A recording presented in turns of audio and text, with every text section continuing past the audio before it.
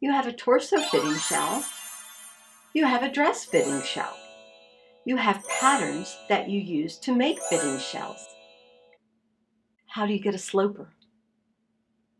Let's start with the bodice front. Take a piece of oak tag or poster board and make a straight line that's center front and a cross grain at the bust line.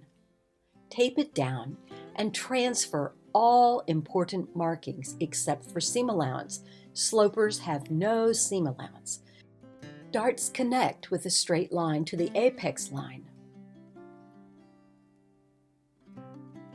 Use your curves and rulers to make everything accurate, and use your tracing wheel to perforate through the paper onto the oak tag or poster board.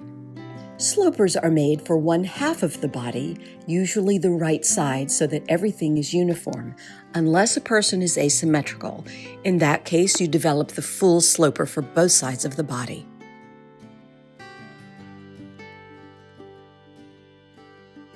Once you've perforated everything, go back and again, using your tools, fill everything in with pencil, ink, and red pencil.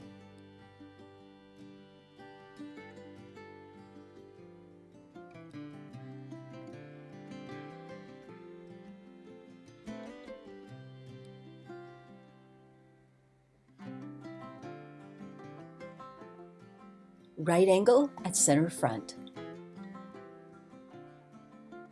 and at the center front neckline.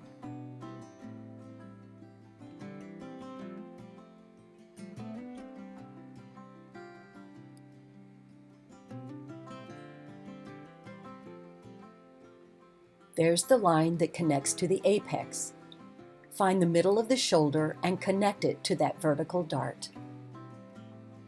This will be used in countless ways, and fill in lots of information.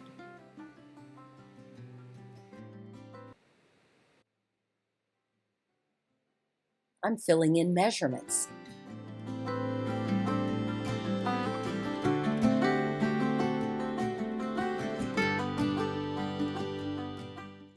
Cut it out and check it.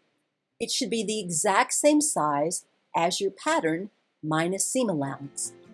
I always write where my arm crease is. There you have it, front and back, skirts, sleeves, and torso slopers.